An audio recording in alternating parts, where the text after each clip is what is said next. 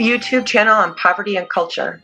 Our channel is dedicated to understanding how culture affects poverty and other social problems. Through discussions with our guests, we hope to understand that connection more deeply and thus find better answers. Our host is Larry Mead, a longtime scholar of poverty and welfare reform and the author of the recent Burdens of Freedom. Our initial ideas about culture come from this book, but the discussion may take us in new directions. Russell Reno is the editor of First Things magazine. Okay, welcome to our audience. I'm Larry Mead, a professor at NYU. We appreciate your interest in poverty and culture. It's a very important question.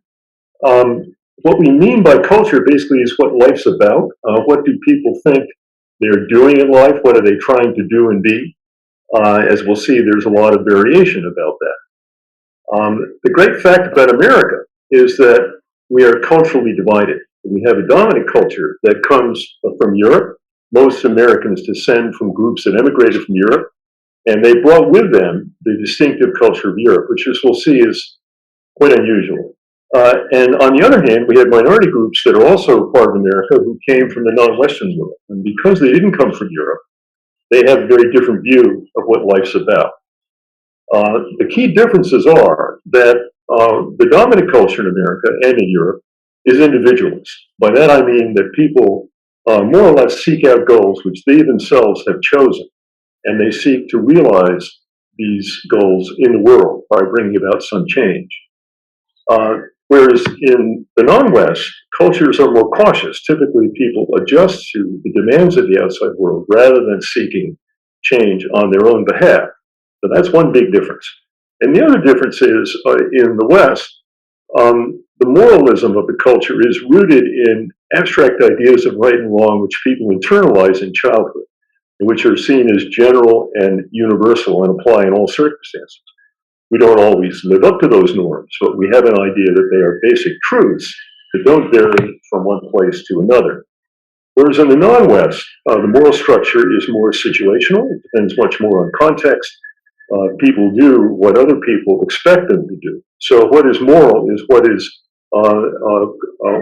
required and supported and endorsed by the surrounding society, rather than by some general set of principles. But these are the basic differences, and as we'll see, the implications of these are very far-reaching. Okay, now, Rusty, let me ask you for your reactions. At some level, certainly, the West is individualistic, although we should be cautious in overestimating the degree to which, we Americans invented mass society, and in a sense, we're all individualists in exactly the same way.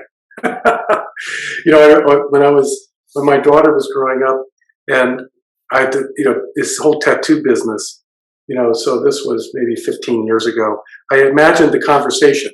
Oh, Dad, I want to get a tattoo. No. Oh, Dad, but I want to express my individuality. No. But come on, Dad, everybody's doing it. And that's kind of an American, there's an element to which, in fact, people have decried America's middle class homogeneity. You go back to David Reisman's book, The Lonely Crowd, in the mid-50s, and so there's a lot of anxiety about the collectivist impulse element of the American experience. So I think that's one reaction. The second is to say that I think that, and here I share, Larry, I like the individualist ethos of our culture, even if I think, we often compliment ourselves on an individualism we don't always possess. You see what I'm saying? But I would say that there are a lot of powerful forces that are undermining that individualism. And it's not just immigration or unassimilated minorities. I would say that a technocratic society discourages individualism. And we are moving towards a culture of, Cass Sunstein's notion of nudge and so forth, where people's individualism is manipulated in a technocratic way to herd people into what are seen to be healthy behaviors, so to speak. I mean, Max Weber famously saw the rise of a bureaucratic ethos that would become dominant, the so-called iron cage. So I think so we have to be careful there. I would add another element. You can interrupt at any point, Larry. Just ask you to speak up a little louder. Yeah, I think that there's another factor here. I mean, Peter Thiel made some very perceptive observations about the change in our society over the last generation from what he called optimistic determinant outlook. In other words, it's a view that, you know, my life works according to certain principles, and if I take the matter in hand, I can forge a future for myself. And Larry, I think you see that as a really key element of the individualistic culture, the sense that we can take a significant measure of control over our own destiny.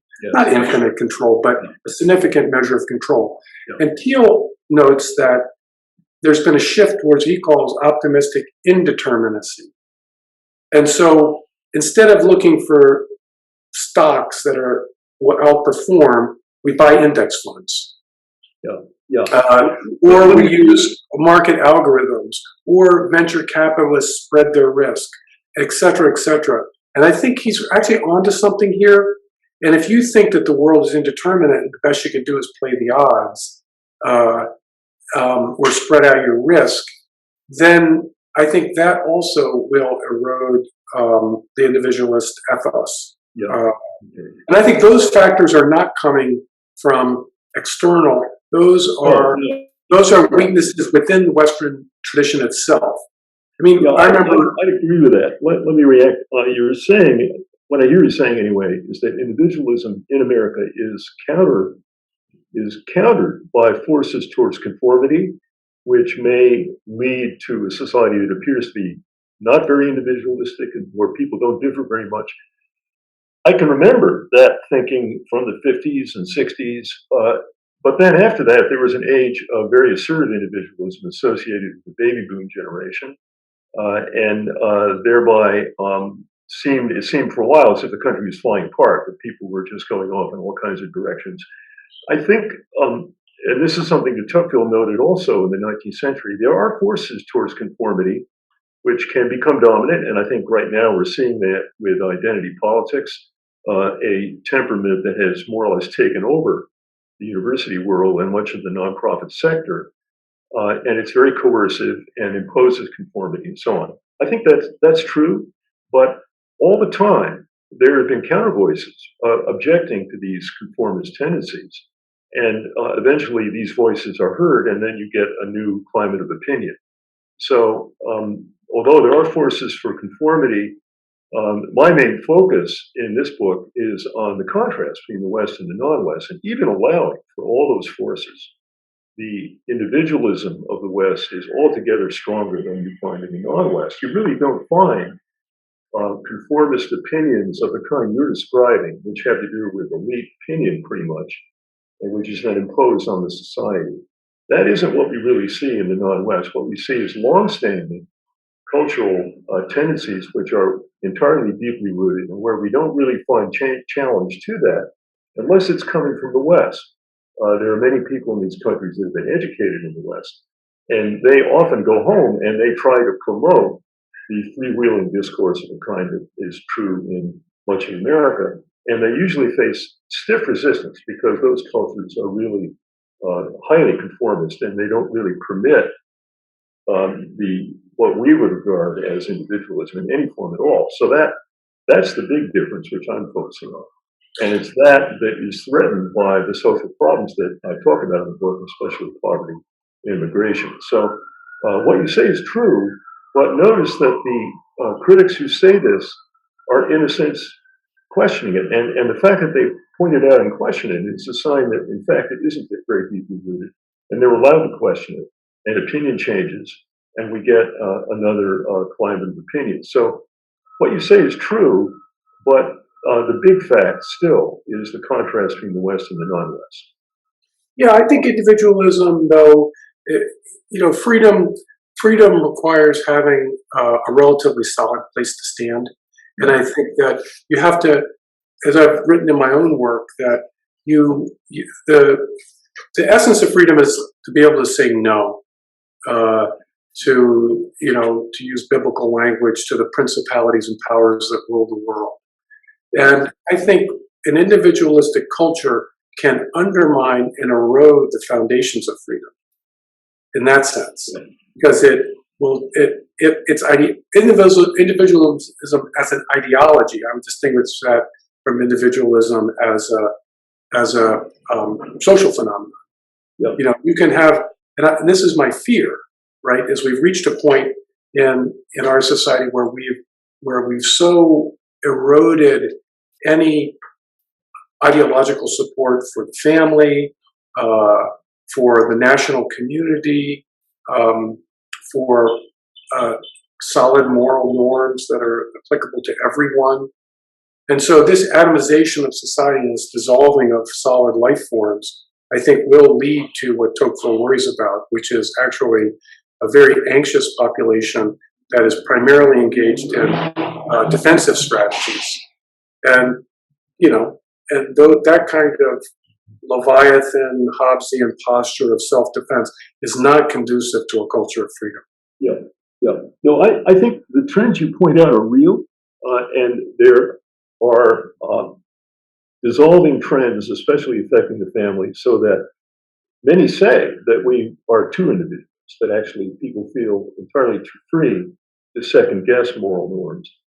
That's true, yet at the same time, but then there are voices who criticize, who say that those norms must be reestablished. And as one who lived through the 60s and 70s, I can assure you that, in fact, we are more orderly today than we were then. In many respects, society has gone back to more conservative we saw today than it had 50 years ago. We have much lower crime. We have also a considerably greater concern for what kids learn in school. We also have reduced the welfare population very considerably, though it may be about to increase again due to decisions by the Biden administration, which I'm very concerned about. But in fact, society is more orderly and more straight-laced in some ways than it was 50 years ago. And that reflects the public reaction against the extreme permissiveness of the 60s and 70s. No, I disagree. I think what we've got is we have a technocratic, we have a managed society more so than we've ever had in the past. And that's a response to people's incapacity to lead healthy self-directed lives. And so we've imposed a great deal of social control. And I think the last year with the pandemic and the lockdowns, I think really exemplify an ethos, especially among our leadership class, that people just need to be managed. And we're going to do some hard, it's not going to be soft nudge management. It's going to be hard, punitive management. And it'll be orderly, sure, but that's not the same as a society that I think encourages a strong culture of freedom. I don't see it. I was talking to a young man who went to some fancy university, some Ivy League university, I can't remember which one. This was probably 5 years ago. And I asked him about the educational culture, and he said, the first thing you learn when you arrive is never say what you're thinking. So we are training people in our society to, so again, it's all oriented towards self-protection. You got to survive. You have a super competitive economic environment for elites. So I think I'm a trickle-down culture guy. I think culture tends to trickle down from the top down. And the people who are setting the tone in our society, they're very, very rich, but they feel very, very constrained into what they can say, what they can do. So I'm pessimistic about the culture of freedom in the United States. I think Macron in France is absolutely right. I mean, keep out the American identity politics ideology. It's an acid that will destroy some of the best aspects of Western culture. So I think I don't disagree with your book, and I don't disagree with the consequences of mass migration from non-Western countries. I mean, this obviously has an effect, but I tend to think that the greatest threat to freedom really is from the top down in our society, and not from the bottom up. It's the fact we have an assimilation problem because we have a elite that refuses to assimilate. In fact, denounces assimilation. And my experience with recent immigrants and their families is that parents whose children are born here, they want to have all the benefits of America while still having their children be traditional wherever they're from. But they only half want that. Another part of them sort of also wants them to be American. And what it means to be American in their mind is very much how you describe in the book. And so there's a kind of push-pull operating here. But then they send them to Stuyvesant or if they're a real talented kid here, and they're not encouraged to think for themselves. On the contrary, they're herded into a identity politics mindset, and so I see the poison, to my mind, is after 9/11, I remember, I think this applies to the dilemma that you and I see as a problem. It was after 9/11, I remember I was here in New York and for a conference maybe 6 months after, and everybody's agitated about Islamofascism, blah, blah, blah, blah, blah. And I said, whoa, what is the greatest threat to the West? And people stopped and said, and they finally agreed with me, the West is the greatest threat to the West. That's true, but let me respond to the point you say about what the elite believes. You're quite right to say, they're very self-protective and very cautious, especially commenting on social issues. And identity politics has a grip on them in a way that is pretty scary. I agree with it. But not just on cultural issues, Larry, but resume protection, not taking any risks in their educational path for fear that they might get a little blemish on their resume, stacking up the internships already in high school. This kind of conformist behavior is everywhere in our elite. Well, okay, that's so, but at the same time, it's very hard to limit the meritocracy to what the orthodox institutions permit. They do impose conformity. I see this myself. My son is about to enter his senior year in high school, and he's under pressure to produce the best possible record and so on and so on. No question about it. But at the same time, many of the movers and shakers in American history have come from outside this system, and I think they're going to continue to do so. People who essentially make a new path because they're impatient with the old path, and they get, obviously Silicon Valley is the leading example of that, but there are many others as well. So I'm not really worried about people being suppressed at a young age by the meritocracy. They go through a great struggle, and it's very distressing. I totally agree with that, and I wish it were less intense. But I don't think that it indicates the future. As someone who went through this system and appeared to do very well, my whole career was disrupted, and I had to start over, basically.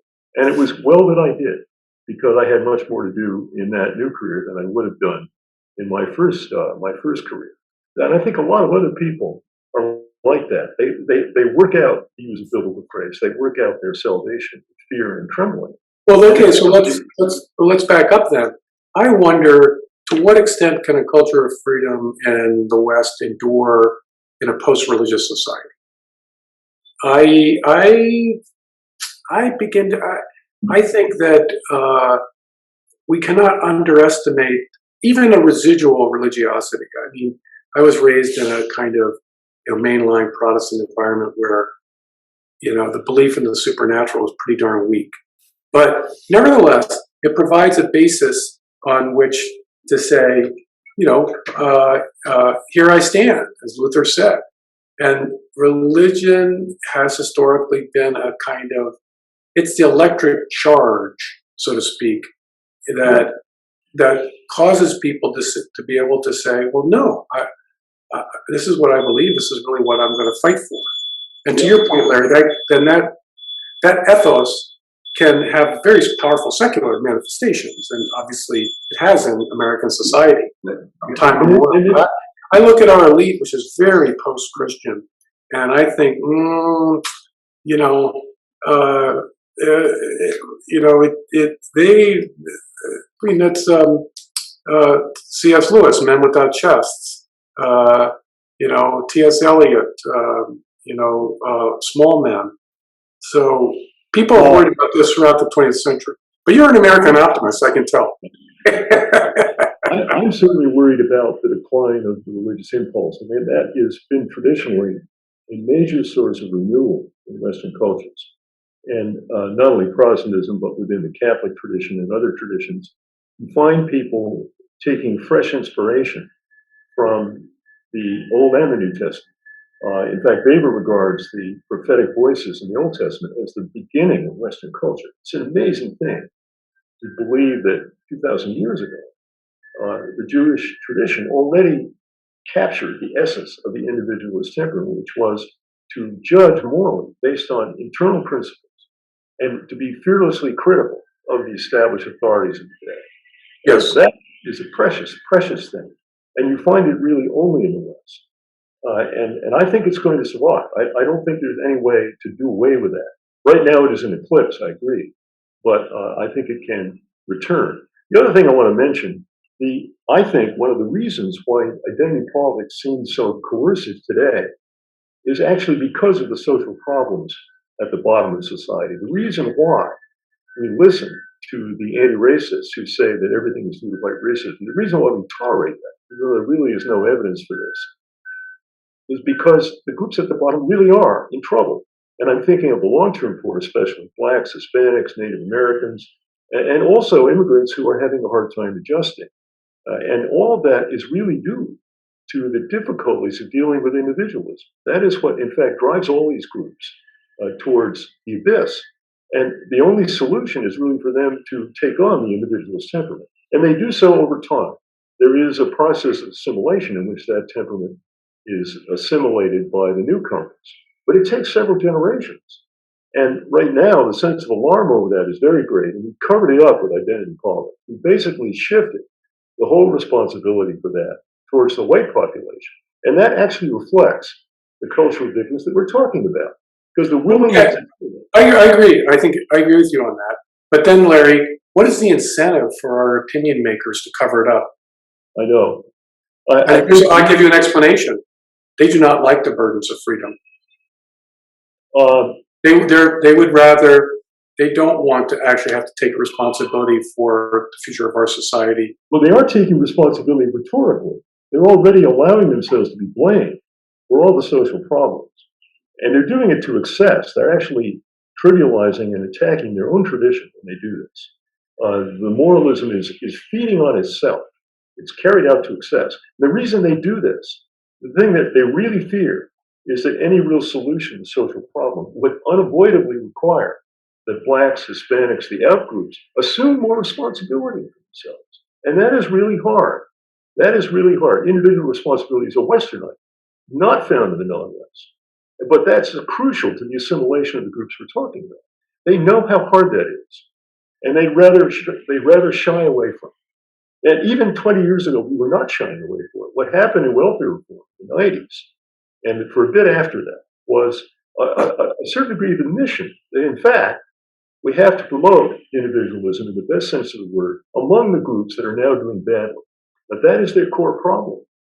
And in fact, we have some programs that have shown success in impacting that culture and allowing people to, at a young age, internalize the norms of freedom, which allow them to live constructively, and then be able to claim the freedom in the rest of their lives. And my phrase for this, those who would be free must first be bound. And the really effective schools, the charter schools that do the best job with poor kids, are those that teach them good behavior. But then that's the beginning of a life of freedom. It's only if you're eternally burdened by those obligations that you are able to claim the freedom of the rest of your life. And that's what the rhetoric of racism doesn't allow for at all. And the irony is, the advocates, the anti-racist advocates, are actually themselves thoroughly individualists. Their own style is very individualist. They're acting like prophets. They're criticizing the society in the name of their own values. They do it to excess. They don't have good evidence. What they say is mostly nonsense. But their style is admirable. They are, in fact, asserting themselves. They're doing what is so hard for the non-Western groups to do, which is to assert yourself. That is really hard. When you do that, you implicitly take responsibility for yourself. They're willing to do that, but they're not willing to have their followers have to do it. And that's what's really necessary. We have to promote a social policy in which the whole group learns to take responsibility and to take those burdens on and thereby become free in the American sense. That is where we have to go, but that's all been abolished by the current left tendencies in Congress, where they essentially abolished welfare. We're now going to be giving money to poor families without any concern for whether they work or whether they marry. Those people are going to get a guaranteed income. And we're looking at the expansion of the underclass. This is going to be a disaster. And it's all about the inability to expect anything of the people at the bottom.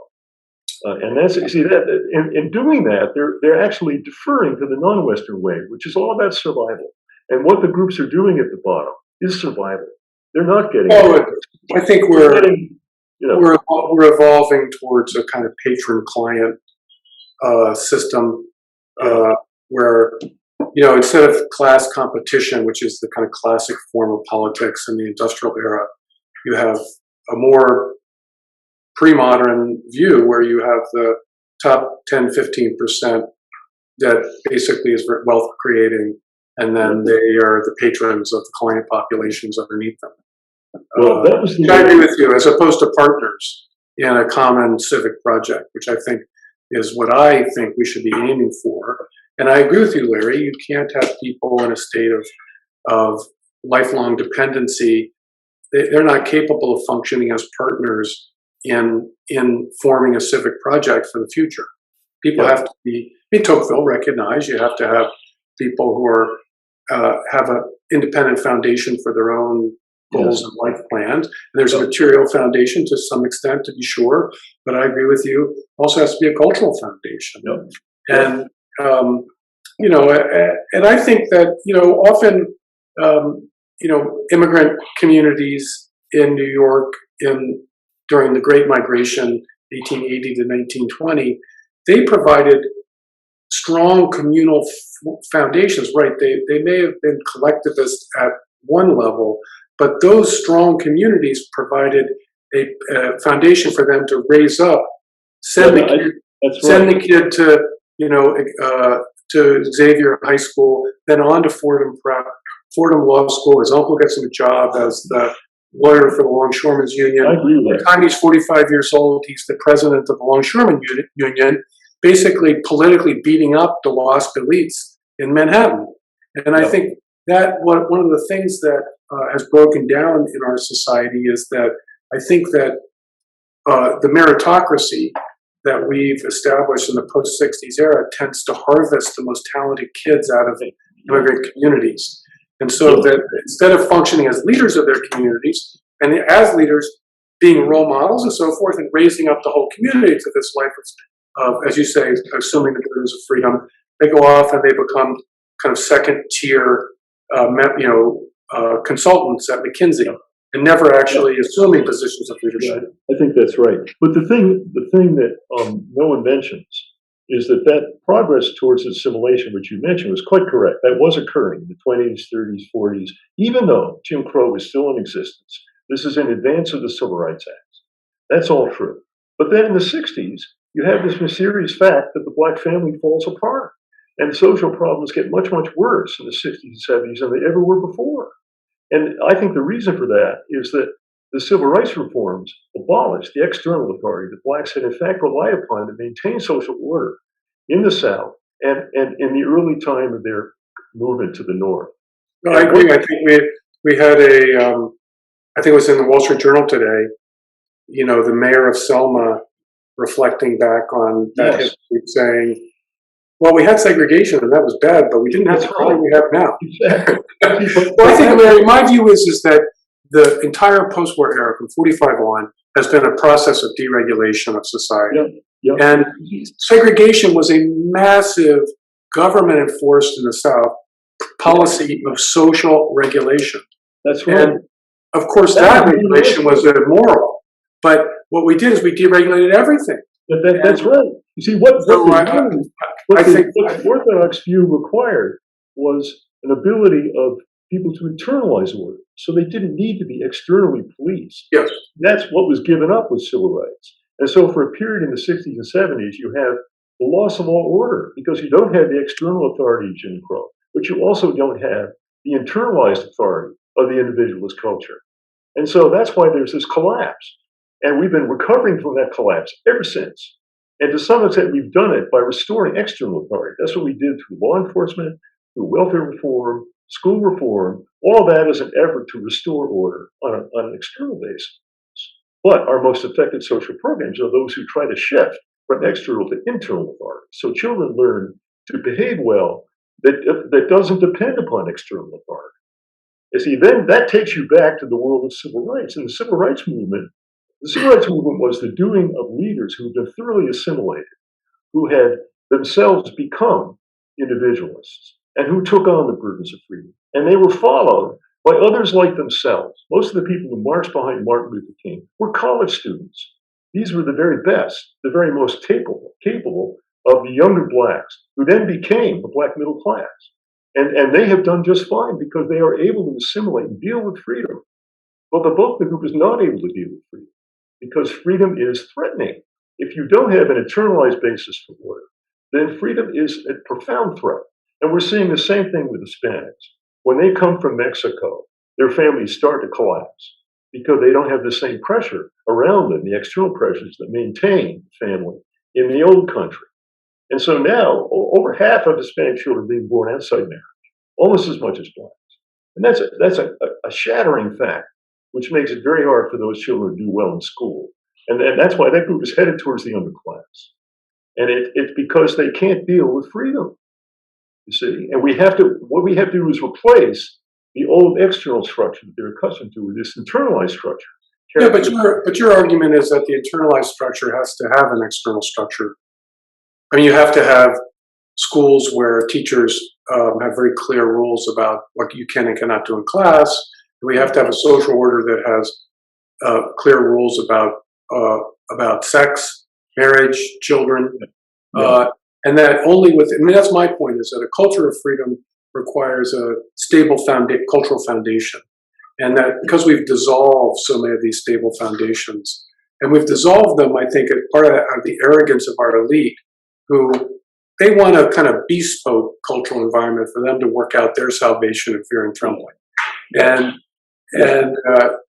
so I think in my language is we've conducted a war on the weak for the last 50 years, and so I guess you tend in your book you emphasize the influx of non-Western. Whereas in my thinking, I would emphasize what Christopher Lasch referred to as the revolt of the elites as the source of our problem. I do think that statistically there's a limit on immigration and assimilation. We're at these historically high levels of non-native born residents in the United States. But the difference, but previously immigrants came mostly from Europe. Well, but look, I think Italian from Sicily has a lot more in common with, in fact, my guess is Nigerians are more individualistic than Sicilians circa 1910. Well, the Nigerians who come to America today are highly selective. They're not typical of Africa. If you want to see what Africans look like that were unselected, go to Europe. The Europeans are dealing with an immigration problem very much like ours. They involve different groups, but they're fundamentally dealing with the same problem, which is freedom. How to cope well in a free society. But again, Hungarians and Poles from.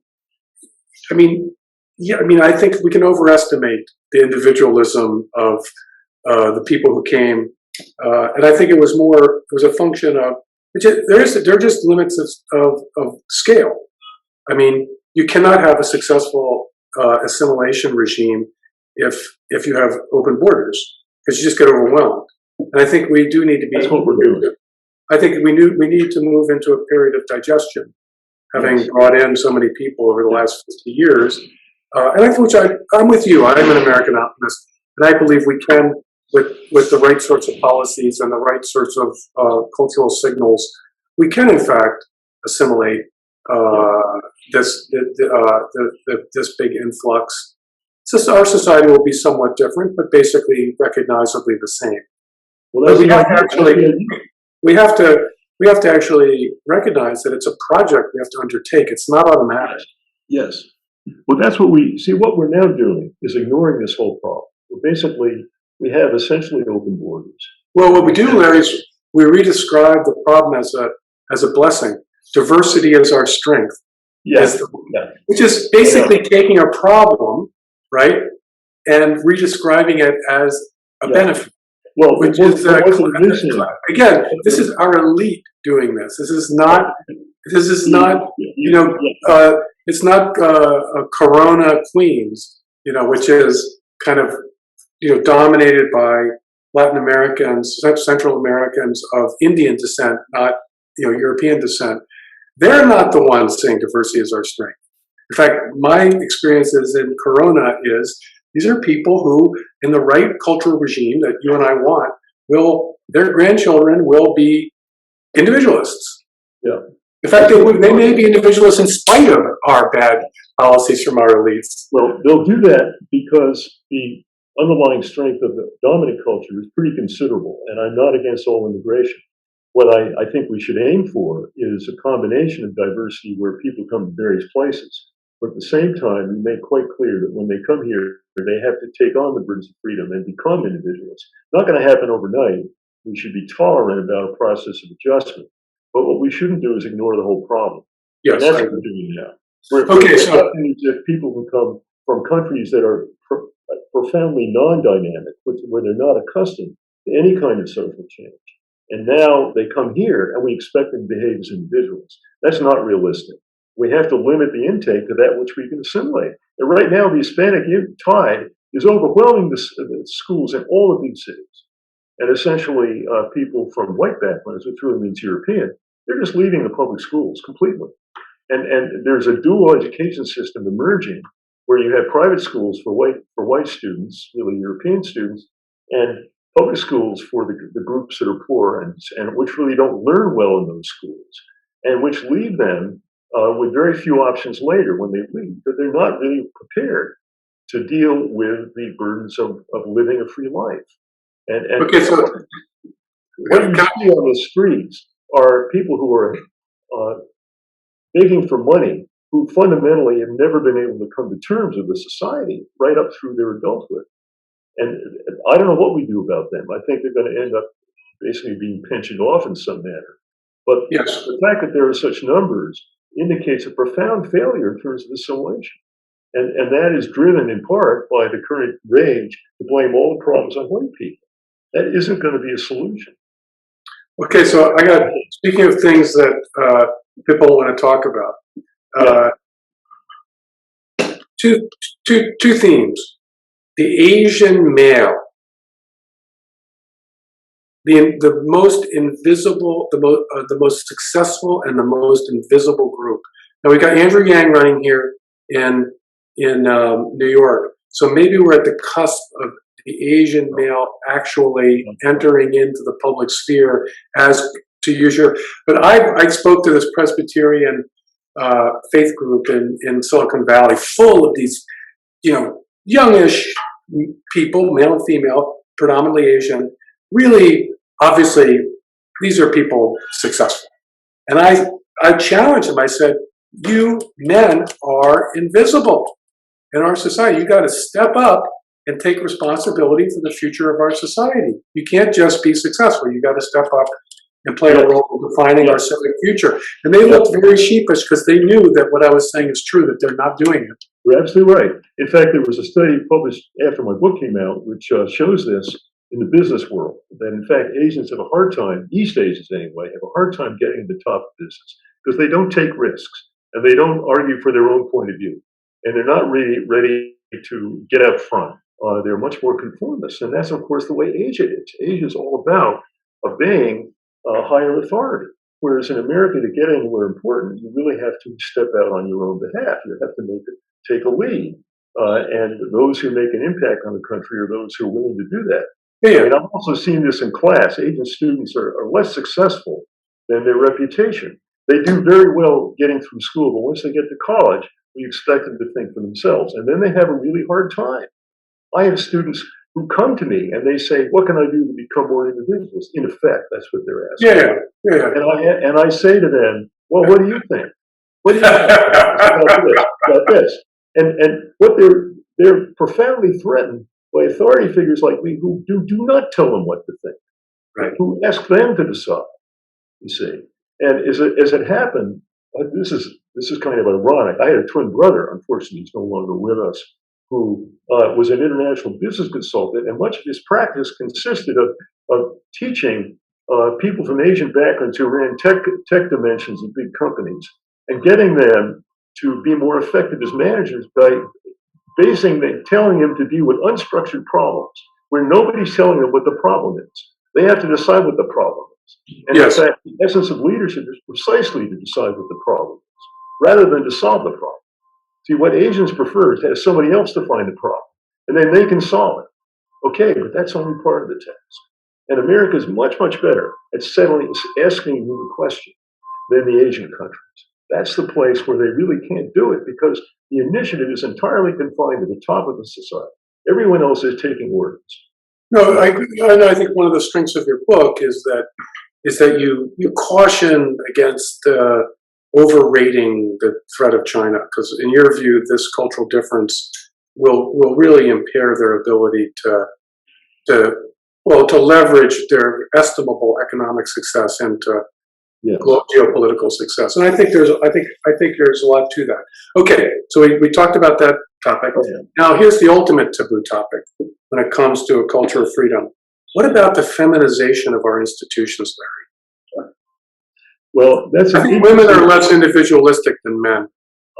Well, they are, but the curious thing is that I rely upon in this book is from a dozen and more scholars of world cultural differences, and not a single one of them mentions gender.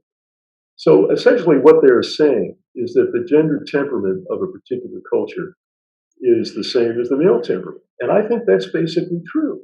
But it's also true within a given culture, like including America, women on average are less competitive, less assertive than men. That is simply their makeup. I mean, it goes, I've just reviewed a couple of books by Charles Murray where he goes into the biology of this, and he shows pretty convincingly that women, in fact, are less oriented to impersonal challenges and competition and getting ahead than men. That's simply a general gender difference. But it doesn't mean that women are less individualists. On the contrary. Okay, so your argument here is that the male-female difference means that the Western individualism has a kind of male-female duality within the frame of individuals. Yeah, I agree. And there are many outstanding leaders who have forged new paths. In the book, I mentioned a couple of cases like Eva Moskowitz, who created the most successful charter schools in New York City. I mean, this woman is an absolute dynamo, and she has created something better than any of the public schools.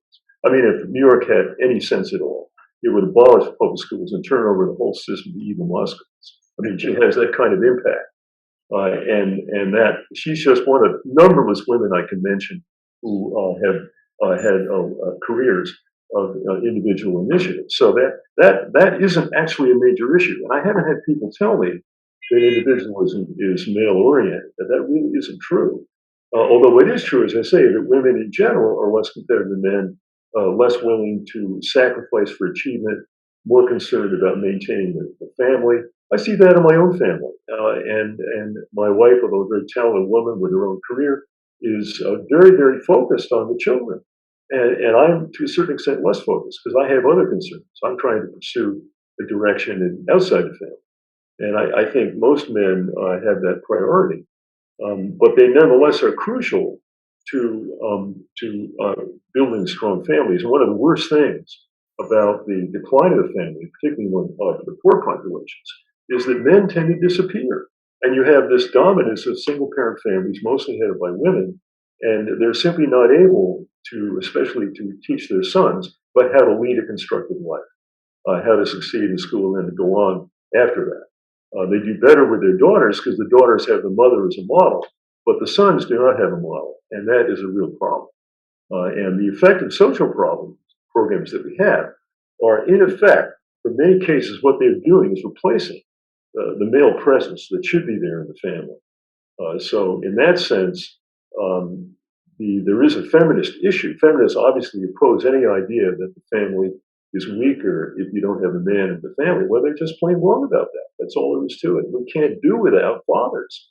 And much of my thinking in social policy has been to find a way to get the fathers back in the family as much as we can do, because we can't replace them. We really can't. We have to do the best we can, and they can do better than they're doing. If we know how to do it, we can, in fact, get them back working, get them back contributing to the family, and in the best case, back into family. And because that's what the sons need. They need to hear a model for how to live after they get out of the family. So and that's what men are good at. They basically are more able to teach their children about what surviving after the family means than the mothers can. The mothers focus more inside the family. So at its best, men and women are complementary forces in bringing up children. And what do you think? I think we're at a real crossroads in terms of social policy when it comes to childcare versus money directly to parents. Yeah. It seems to me that the left is committed to early institutionalization, what I would call it. That children are institutionalized early. So we have people whose formative experiences are within institutions starting at age 3, versus the Romney-Pauley type plan, which is heavy subsidy directly to parents. Yeah. No, it's not. I don't think it's institutionalized. What the current policy established under... Well, it's a daycare thing for the infrastructure bill's got billions of dollars. They're going to spend more money on daycare, no question, but especially what they would do, and this is something that welfare reform is absolutely against, they're going to give money to the mother directly. And the mother isn't going to have to work or marry, and she will be given enough money to survive without doing anything. And she's raising the kids, and that's obviously something that has to happen, but it's not a good outcome for the child. Now, the other thing they want to do is to build up what's called early childhood education, which is more than just childcare. The idea is that children should be exposed to an early educational experience before they even get to be school age, so they will be ready for kindergarten, first grade, second grade, and so on. That was the promise behind the Head Start program, which goes back to 1965. But that program has failed. It really isn't able to show impacts. And the attempt to replace it with universal pre-kindergarten, which is now the liberal recommendation, those programs have not shown much effect either. So you can't really institutionalize children. You can do it, you can create an institution around them, but it doesn't have the effect you want, which is this early socialization of good behavior. It's not going to give you that. And until you have that, then the child isn't ready for school. And the fundamental problem here, I won't go into the detail of this, is that the child in the typical poor family never forms a bond with the parent. Essentially, they give up on the parents. And the parents are not able to do for them what they expect. And then, because they distrust the parent, they also distrust the teacher and later on the employer. So they never come to terms with authorities. They don't internalize the rules of good behavior that you should learn in the cradle.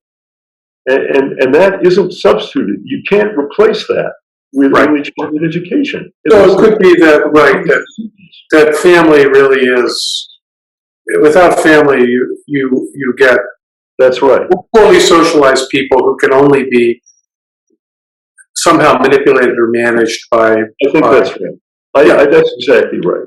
So because that's my fear, Larry. Is that my fear is that we're moving towards we're Warren Cass said to me, we thought that if we engage China, they'd become more like us. But it goes both ways. We become more like China.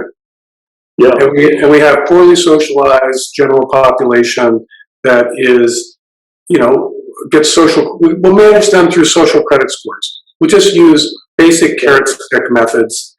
Everything's external. The punishments are external. The rewards are external. Yes. Nobody's internalizing norms. I see this as a very possible direction that we could go. And I look at a lot of, the academy, your colleagues are there. They support all kinds of social programs that would accelerate the trend in that direction. And they think that they are going to provide the foundation for a society that will be, free, functional, but I think that they're actually going to pave the way to themselves. I absolutely Chinification of America. You see, the thing that's hard to get across to people is that the essence of individualism isn't really freedom in the sense of liberation at all. What it really means is a propensity to internalize obligations. This is what I quote Hegel a couple of times in my book. Hegel quote Jeremiah 31. Yeah. God is going to carve the law into our hearts. God is promising to write his laws on the psyche of the Jewish person, so that they're internalized, not dependent on external authority. That's exactly what Judaism did, and the rest of the classical world did not do. And Judaism thereby becomes the original form of Western culture. And this is exactly what we don't see in the non-Western world. For them, the necessities always remain external. For the unique genius of the West has been is the propensity of Western individuals to accept obligation, indeed to internalize it, to go after it, to take responsibility for all kinds of external conditions, which they then promise to achieve. And it's the willingness to bear the internal burdens of freedom is the essence of the West. And that's what today's culture doesn't understand. We think freedom is simply liberation. No, freedom is a particular kind of obligation. And in fact, I argue, I have a chapter in the book that says this, that actually freedom is obligation. Freedom cannot be understood aside from obligation. And that is the basic idea which only the elite, they act it out, they live that ideal themselves, but they won't just set it as a cultural norm. Yes. If you look at the American elite, there are splendid examples of this temperament. And they're willing to take responsibility for the whole world. But what they're not willing to do is expect other people to behave that way. Because they know that it involves a kind of burden that in fact is very hard for today's groups, precisely because they're coming from the non-Western world and they don't have that tradition. And they have to learn it. They have to take on board the burdens of freedom. And then they will be the kind of person which our entire tradition takes for granted. I know we don't have time to go into this, unfortunately, but I think our entire intellectual tradition, political theory, theology, all of that assumes an individualist temperament. We take that as universal, but it's not universal. In fact, it's quite rare. The Western world is a small part of all humanity. It's running the world because it has a power to generate wealth and power beyond any other culture. But it's still only a small part of all humanity. And the rest of the world isn't like that. And they're not interested in becoming like that because the burdens of freedom are heavy. And it requires, but what it produces, and this is what I think we're both seeking to somehow perpetuate, is a society that is able to reconcile order and freedom. We have freedom, but we also have order because people learn early in life what they should do to be good citizens. And they do that. And then meanwhile, they also pursue their personal goals. So we have both order and freedom. This is what the non-West doesn't understand. And because they don't, they can't ever really take on the burdens that we have taken for the world order. The world order depends upon there being people like the Western individuals who are willing to take these burdens on for the sake of other people. And that is the unique capacity of the West to do that, to take responsibility for people who are living on the other side of the world, whom you don't know anything about personally. Whereas in the non-West, the moral obligations are limited to those whom you know personally, your family, your village, your clan, your region, maybe. But that's as far as it goes. And that's why at the top of those societies, we don't find the impulse we find in the West to take responsibility for the really big world problems. And that's why America, in its individualist form, is indispensable. It's the only really big country which has an individualist ethos. And there isn't any replacement for this. So we have to worry about maintaining that individualist culture. And a lot of my book is ultimately about that, about how we can promote individualism amongst the groups that don't initially come from this kind of tradition. And I think we have a good shot to do it, but we have to admit that there is a need, that this is not something that's going to happen automatically. And right now we're in denial. And the whole identity politics thing is a tremendous red herring. That simply takes us away from our actual challenge. And the exciting thing in some ways about the cultural approach that I'm promoting in this podcast is that it's not about race. It isn't about race. In fact, my sources say very firmly that cultural difference is not related to race. It's really quite different. And there's no reason why people from non-white traditions cannot become individualists. And indeed, we see this every day in America. Oh, yeah. Friends and associates who are just like me. They're inner-driven overachievers. They have a big impact on the world. They're hard on themselves, hard on other people, but they change the world. And that's the temperament we need to promote. As I said, the irony is that the anti-racist activists actually have that temperament. Well, what they're saying is wrong. They're misdiagnosing the problem. But their temperament is in fact correct. They are inner-driven. Yeah, there's something, Ross Douthat has his book on decadence. I make the observation that we no longer talk about progress, we talk about sustainability. And so there's a kind of pessimism that is affecting the West that seems to be paralyzing us. And your intuition, Larry, is that this is a passing fever. My worry is that, it's going to take individualists to resist this kind of collectivist decadence. And I do share some of your optimism. But good.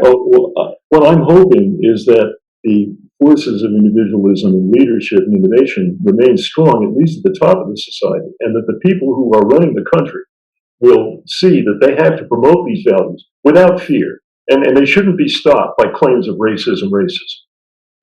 That's a huge distraction from our actual problem. This is not about race. This is about culture. It's about ways of life. And more Americans have to go down the road of seeing life in individualist terms. That is what we need to continue to lead the work. And nobody else is going to do it. Because they cannot afford to deal with freedom in the American sense without threatening order in their own country. They have to choose between freedom and order. We don't. We can have freedom and order, provided that we're willing to understand it correctly. And I think we still have a shot to do that. Okay, let me point out, we're right about out of time. If there's anything you'd like to add, we're about ready to sign off here. No, I really enjoyed the conversation. Well, Rusty, thanks very much. That was very thoughtful and valuable.